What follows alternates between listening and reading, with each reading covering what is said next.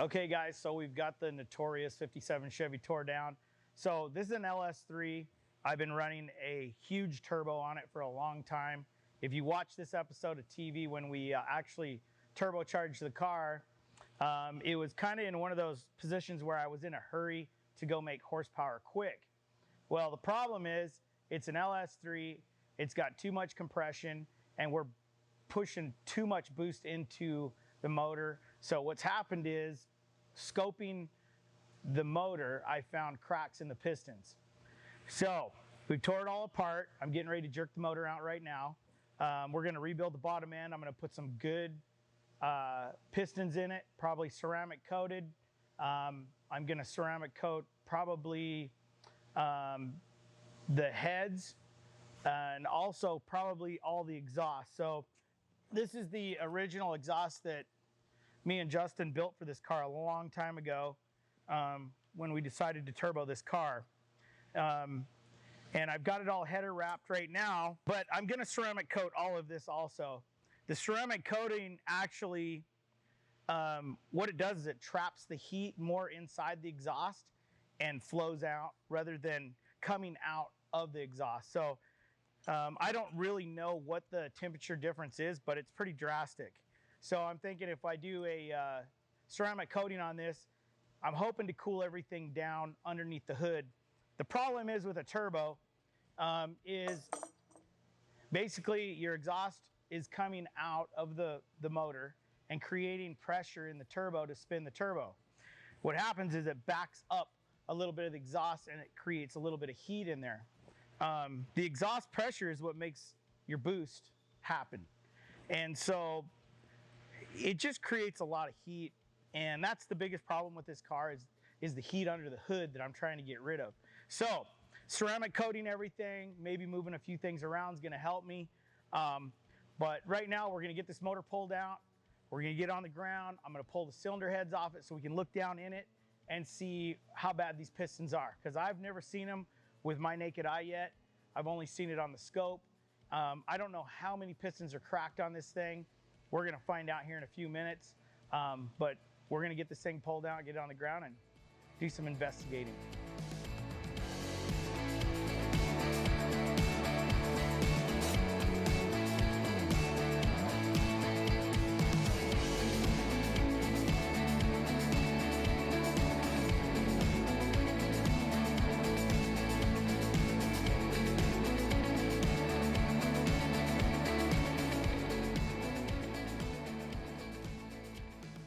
So the first thing we did here is we pulled the radiator, intercooler, and the AC condenser out because they're up front, they're right in the way, and the first thing you got to do is get those out of the way, drain all your coolant and everything like that so you can access everything else.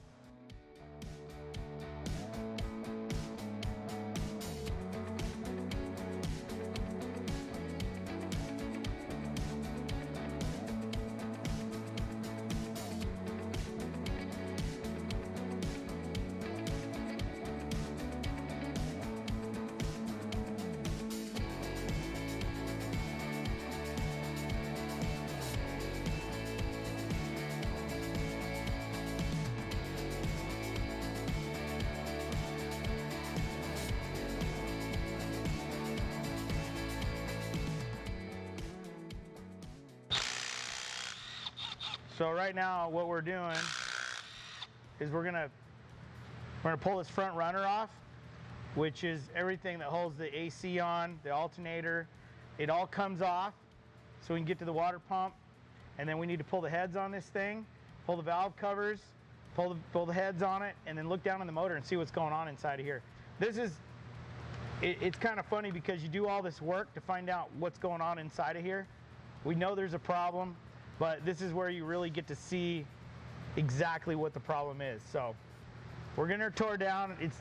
It's a lot of work. I mean, you look at all the wires under the hood in that car and all the little tiny clips and all the little teeny tiny things that go into putting an LS in and out. I mean, it's kind of a lot of work, especially on this car, because it's air conditioning, you know, it's got everything that you would want for a daily driver.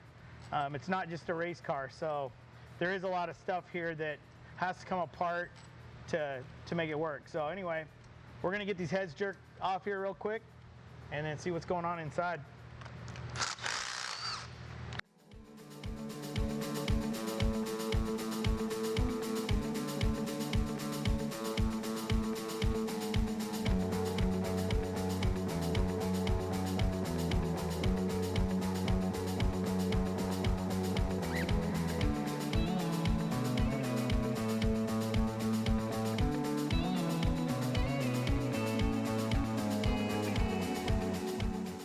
See that right there?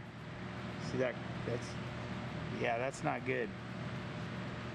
There is a lot of the problem right there. So here's the inside of the turbo right here. Here's your billet wheel right here. And here's your exhaust side right here. So what happened is it came out, went through the exhaust, and you can see where those chunks broke right, and you see it where they hit right here. I mean, it's not bad. I mean, honestly, you could still run this turbo. But we'll probably get a new wheel for the exhaust side. Everything else seems to spin very freely, but you can see where the little chunks hit it right here, coming out. And that's why we had those little pieces.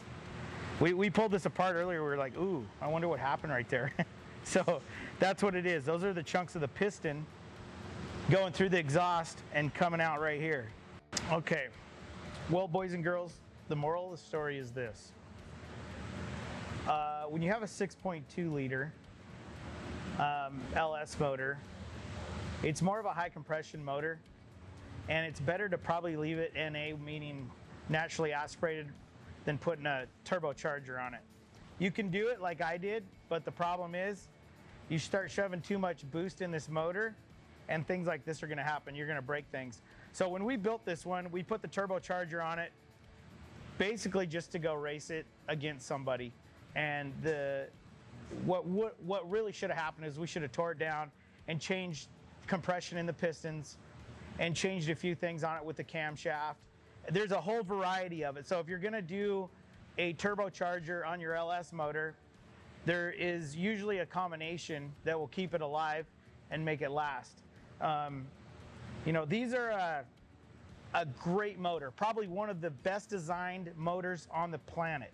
Between this and a 12-valve Cummins, you just can't get any better if you ask me. The design is just awesome. These 6.2 liters are a great motor. They make about 400 to 430 horse, and their torque curve is exactly about the same. They're about, I don't know, 375, 376 cubic inches. They make a lot of horsepower and a lot of torque. They're great to put in something and just go have fun. But when you want to start making up around, you know, 700 or 800 horsepower with them, there is a few adjustments that you need to do. There's a lot of guys that are like, oh man, I made, you know, 1,000 horsepower with my junkyard motor. And a lot of those guys are taking a 5.3 and they got a shorter stroke, smaller bore. You can force a lot of boost in them stock. And they do, the 5.3s, actually, if you're gonna boost them, are kind of a better motor. They have a cast iron block. This is an aluminum block and aluminum heads. The head design on this is really nice. They flow pretty good. But it's pretty crazy what you can do with a stock 5.3 also. But what I'm gonna do is I'm gonna stick with this 6.2. We're gonna clean it up a little bit, change the pistons, look at the bearings in it, and go through the whole motor and put it back in and build it right this time, which might be changing the camshaft down in it, changing the pistons in it, and you know, making it set up for boost. At this point right now, this motor was great at 450 horse. Even with the camshaft, the valve springs, and a few things that I changed on it, it made it over a little bit over 500 horse. And NA, it was awesome. It was a good street driver. I should have left it alone. So my advice to you, if you got something that makes 550 horse on the street and it's not giving you no problems, leave it alone. Just leave it alone. If you want to build a race car completely separate from your daily driver. You know, I have a lot of different cars that I drive around, so I've taken a lot of chances, but you know, listen to my mistakes and don't do what I do, because it actually will cost you money in the long run. And a lot of it's just experimental and just having fun. And, you know, I mean, this kind of stuff doesn't bother me too bad to do. So, you know, I'm always trying something new. And, you know, like I said, I mean, if you got a nice 6.2 liter NA motor that you want to put in something and go drive it around, that's the way to go.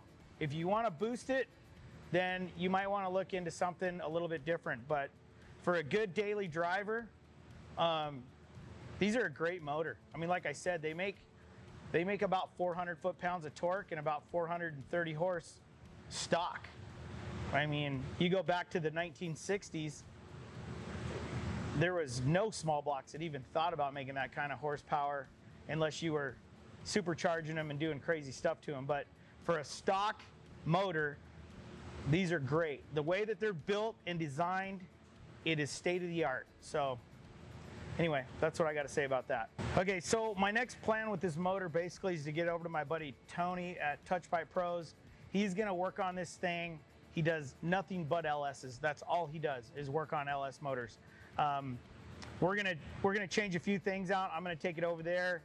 He's got everything in stock sitting around on his racks, so it's easier to take this motor over there and have him tear it down, go through the bearings, do all the clearances on it, you know, get the right pistons and everything in this short block. I think I'm actually going to take the heads over there and maybe ceramic coat the heads and some of the exhaust and the top of the pistons. So that's kind of the next thing. You know, this video is going to take a little bit longer than, you know, of course, you know, 10 minutes. It's going to take me probably another week and a half to get this thing together. So there might be maybe 2 more videos of this.